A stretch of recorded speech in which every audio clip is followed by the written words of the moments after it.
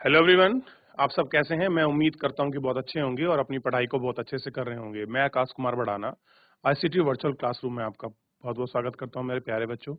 आपको जैसा पता है कि हमारी 11वीं क्लास है मेरे प्यारे बच्चों, और इसी में हम लोग जो है 11वीं क्लास के अंतर्गत बच्चों हम लोग देख रहे हैं आपका पॉलिटिकल साइंस।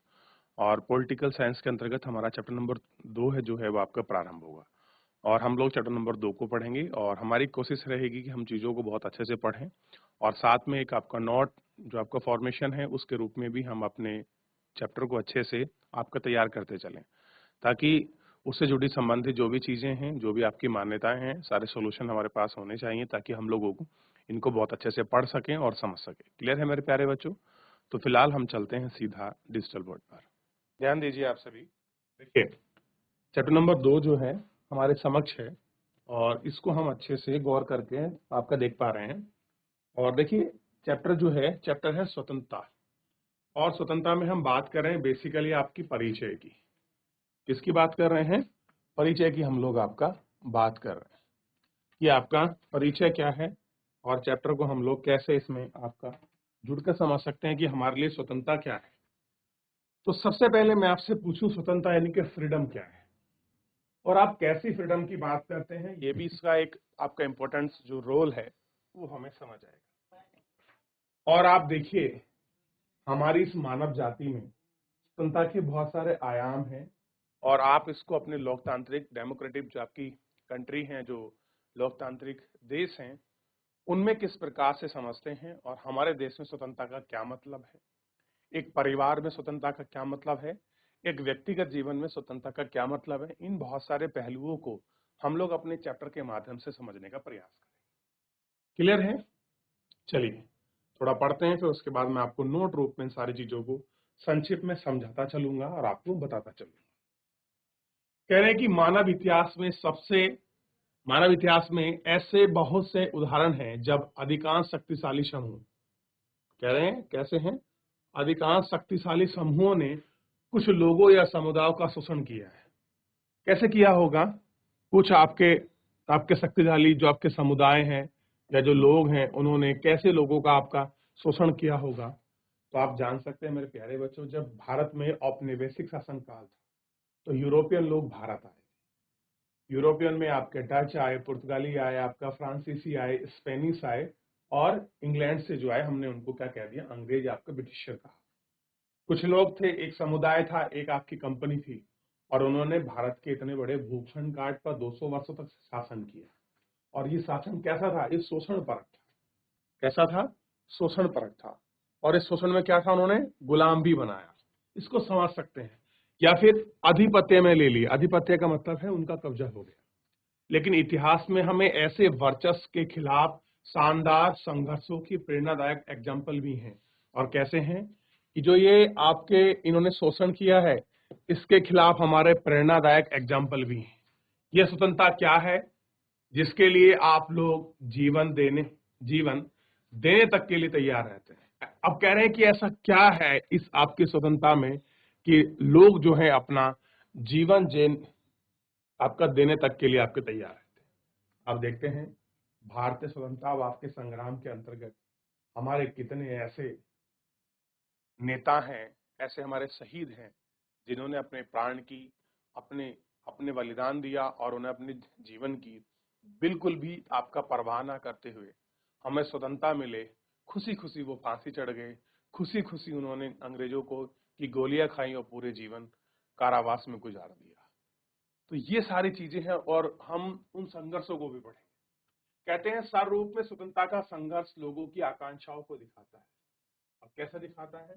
कि लोगों की जो आकांक्षाएं हैं, आकांक्षाओं का मतलब इच्छा है, जो उनकी महत्वाकांक्षा है कि वे अपने जीवन में नियत और का नियंत्रण स्वयं हो।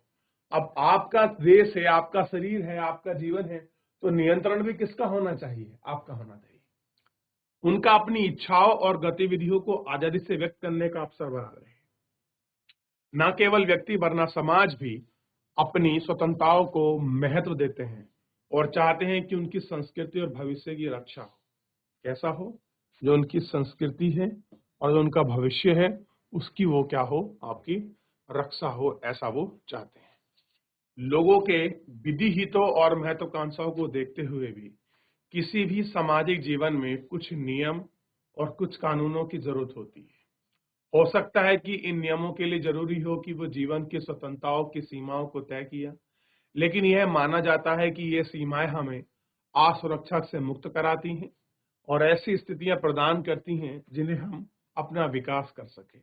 राजनीतिक सिद्धांत में स्वतंत्रता के बारे में अधिकतर चर्चाएं नियमों को विकसित करने पर केंद्रित है। कह रहे जो हमारा पॉलिटिकल सिद्धांत है, इसमें ज्यादातर चीजें कैसी करी गई हैं, आपका ऐसी चर्चाएं, ऐसी मान्यताएं हैं जो सब उनको विकसित करती हैं, जो सामाजिक रूप की आवश्यक सीमाओं और बाकी प्रतिबंधों के बीच का अंतर स्पष्ट करती है। इस बात विवाद में रहा है कि स्वतंत्रता की क्या सीमाएं होनी चाहिए, जिसके फलस्वरूप किसी समाज की आर्थिक और सामाजिक संरचनाएं होती हैं, और इस प्रक्रिया में हमें ऐसी चर्चा पर नजर डालनी चाहिए। क्या करनी चाहिए? नजर डालनी चाहिए। इस अध्याय में आप अध्ययन करेंगे स्वतंत्रता और समाज, इन सब चीजों को आपको समझेंगे।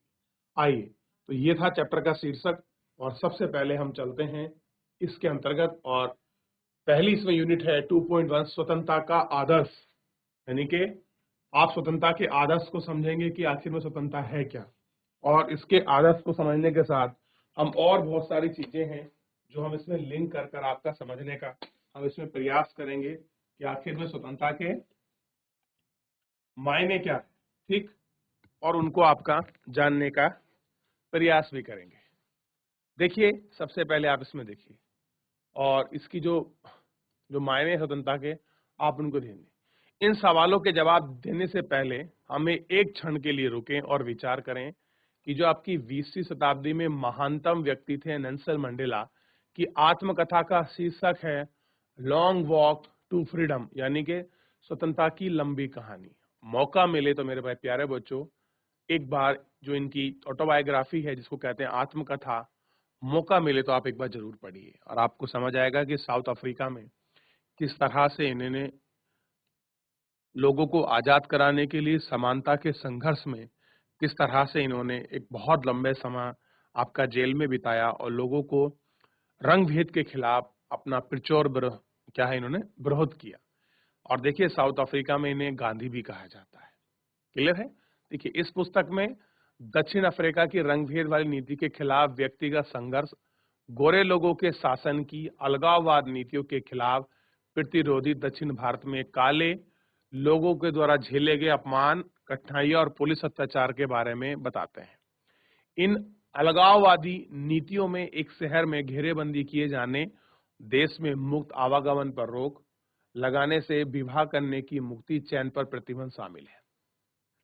सामूहिक रूप से इन प्रतिबंधों को नस्ल भेद के आधार पर रंग भेद वाली सरकार जबरदस्ती लागू करती है।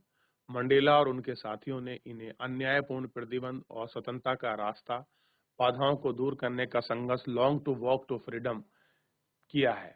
विशेषता यह है कि मंडेला का संघर्ष केवल काले और अन्य लोगों के लिए नहीं बल्कि श्वेत लोगों के लिए भी था। और सबसे बड़ी बात क्या थी कि जो नेल्सन मंडेला का जो आपका संघर्ष था, वो केवल ऐसा नहीं है कि जो काले लोग हैं उनके लिए भी था, नहीं, श्वेत लोग में भी कुछ ऐसे लोग थे जिनकी स्वतंत्रता और समानता नहीं दी गई थी, उनके लिए भी वो आपका लड़े थे। तो क्या है लॉन्ग वॉक टू फ्रीडम, हो सके तो आप एक बार जरूर पढ़िए मेरे प्यारे बच्चों, ठीक। और आपको उसमें देखने और पहचानने और बहुत सारी चीजों को आपको समझने में आपको मदद मिलेगी।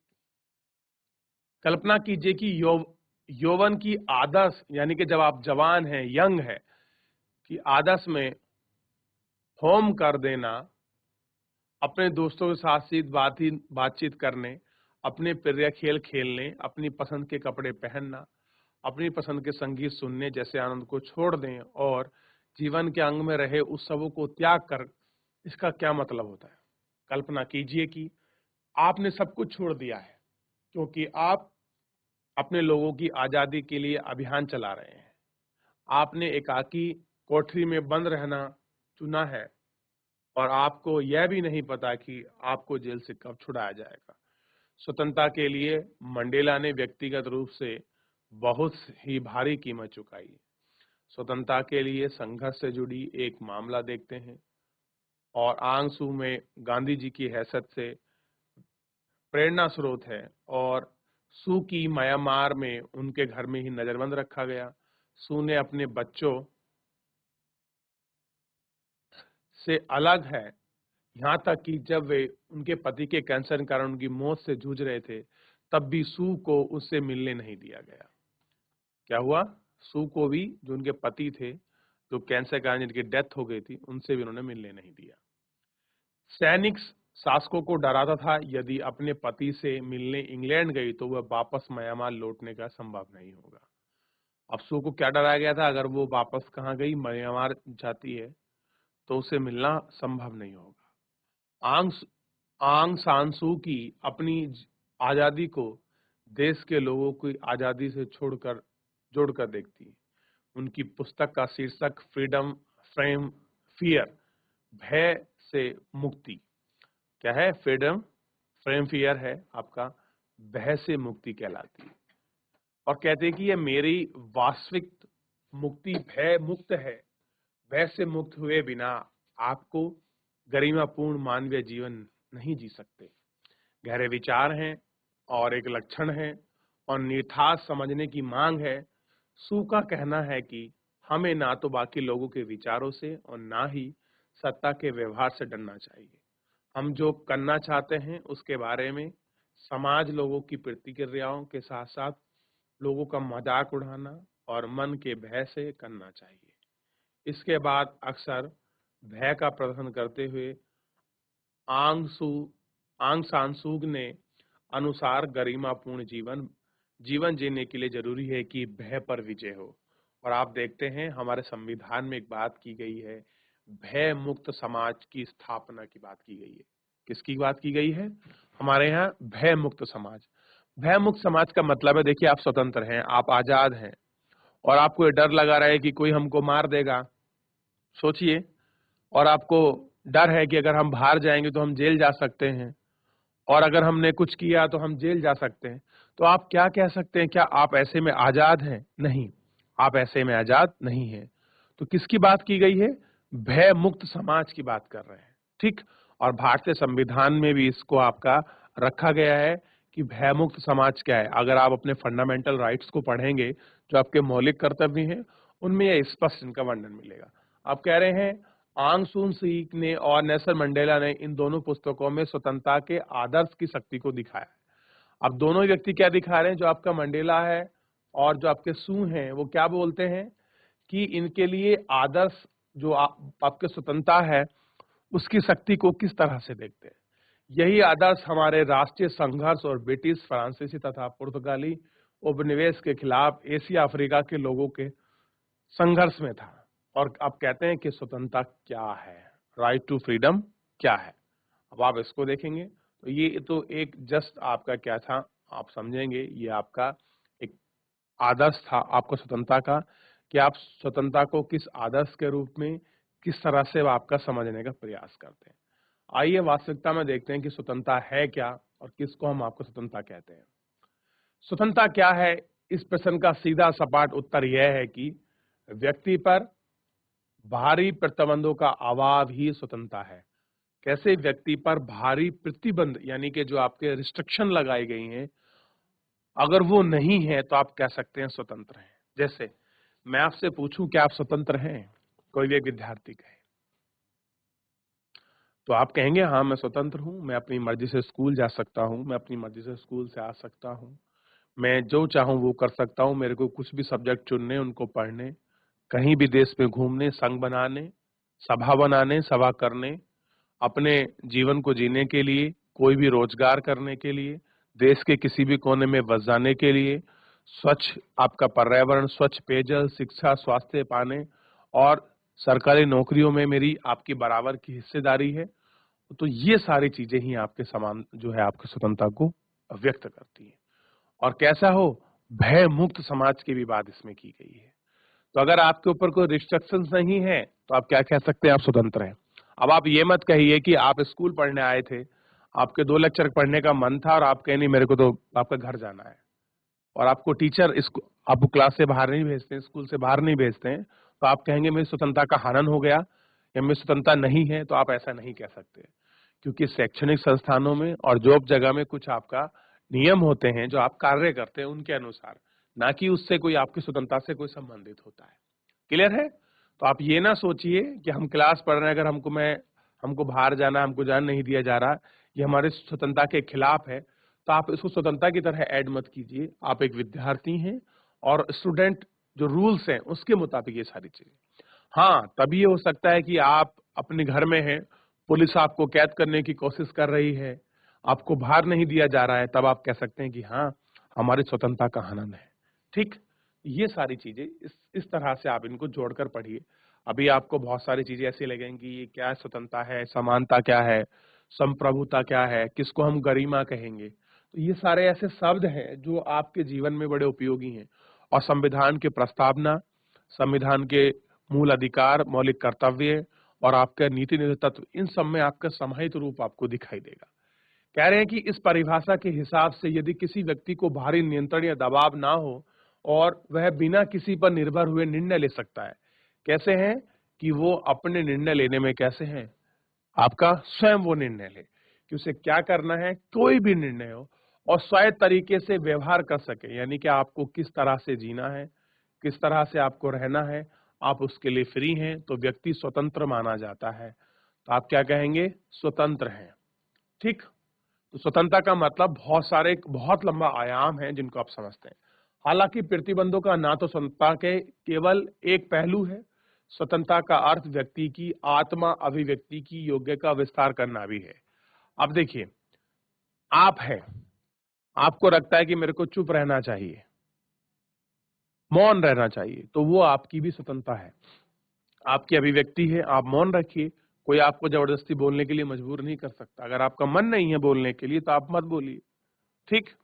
और उसके अंदर की संभावनाओं को विकसित करना भी है, और जो उनके अंदर संभावनाएं हैं, चीजें हैं, उनके डेवलपमेंट की बात किससे जोड़ी गई है? स्वतंत्रता से ही कही गई है।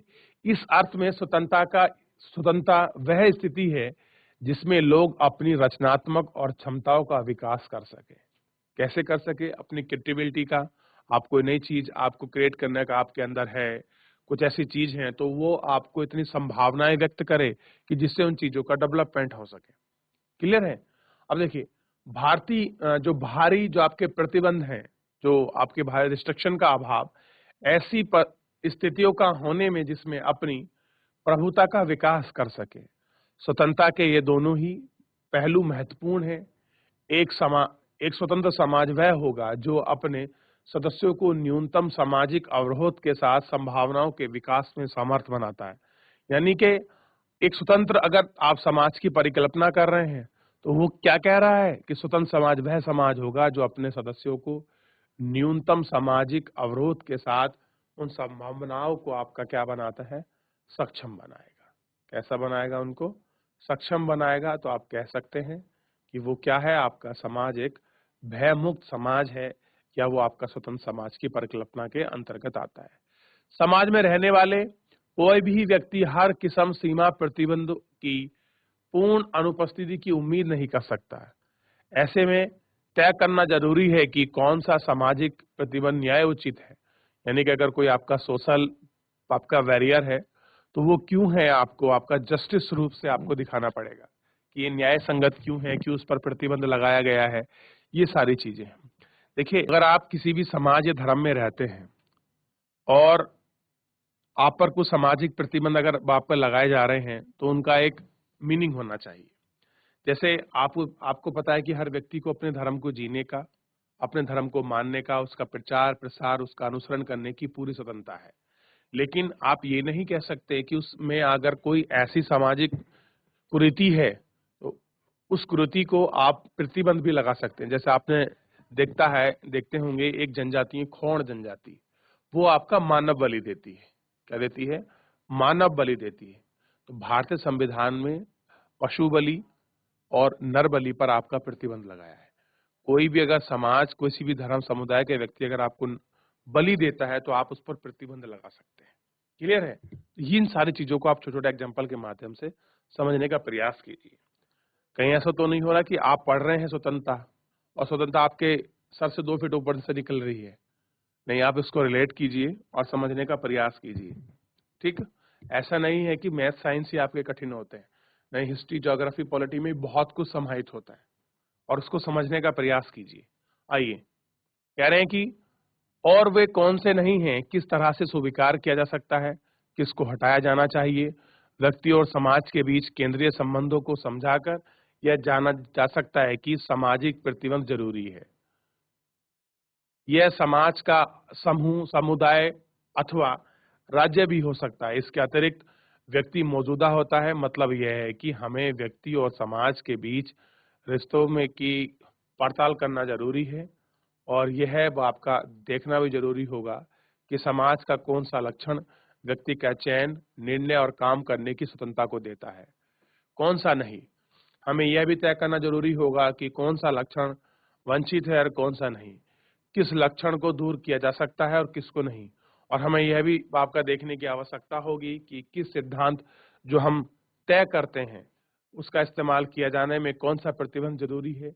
क्या उस सिद्धांत को व्यक्तिगत या सामूहिक या राष्ट्र रूप में संबंधों के रूप में लागू कर सकते हैं। देखिए, कुछ हम लोग आपका प्रतिबंध लगाते हैं तो हमको प्रतिबंध में चेक करना होता है कि वो केवल व्यक्तिगत लेवल पर लग सकता है, किसी जाति समूह विशेष पर लगाए, या फिर आपके राष्ट्र लेवल के हिसाब से भी आपका जो है आपका प्रतिबंध जो है उसको लग सकता है।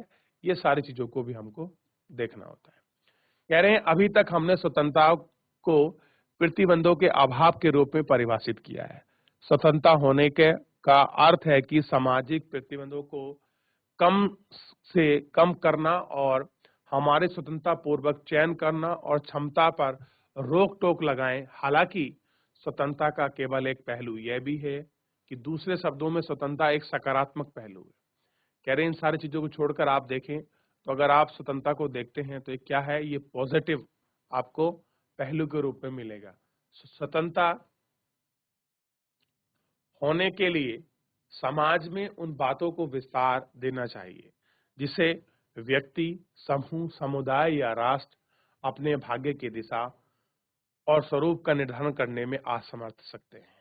इसका अर्थ में स्वतंत्रता व्यक्ति की रचनाशील, संवेदनशील क्षमताओं के भरपूर विकास को बढ़ावा देता है। यह विकास खेल, विज्ञान, संस्कृति, अन्वेषण का मतलब है नई नई खोज जैसी किसी भी क्षेत्र में हो सकता है। अब देखिए, ये ऐसा नहीं कि केवल आप उसको एक क्षेत्र से जुड़ा समझें और उसी को आप देखें, ये अलग अलग क्षेत्र से भी जुड़ा हो सकता है। कह रहे हैं स्वतंत्रता समाज वह है जिसमें व्यक्ति अपने हित संवर्धन, न्यूनतम प्रतिबंधों के बीच में समर्थन हो। कैसे हो आपका न्यूनतम आपका समर्थन भी हो और जो आपके प्रतिबंधों के बीच भी कैसा हो, समर्थन हो। स्वतंत्रता को इस बहुमूल्य माना जाता है क्योंकि इसे हम निर्णय और चयन कर सकते हैं।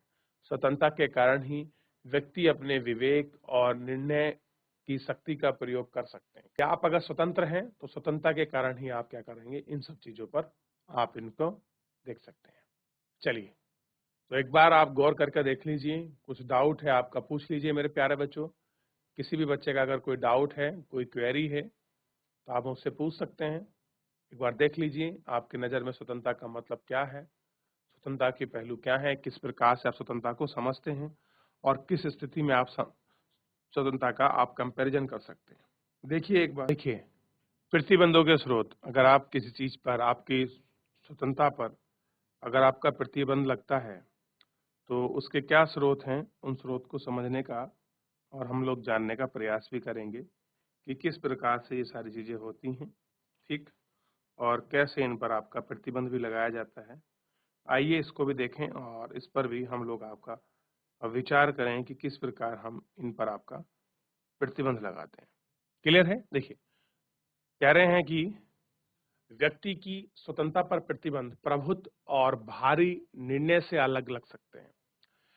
ये प्रतिबंध सफलतापूर्वक या बलपूर्वक सरकार द्वारा ऐसे कानून की मदद से लगाए जाते हैं जो शासकों की ताकत का प्रतिनिधित्व करते हैं। कह रहे अगर आप पे कोई बैरियर लगा रहे हैं और आपकी स्वतंत्रता को किस तरह से या जो आपका प्रभुत्व है उसको नियंत्रण कर रहे हैं, तो ये सब कैसे हैं, जो आपके सरकार द्वारा कुछ ऐसे कानून हैं जिनकी हम मदद लेते हैं। आप देखते हैं धारा 144 लगती है कि जब क्या होता है कि किसी प्रकार से कोई माहौल अशांति फैलती है तो पुलिस किसी आपका क्षेत्र विशेष में या किसी स्टेट में क्या कर देती है, 144 लगा देती है।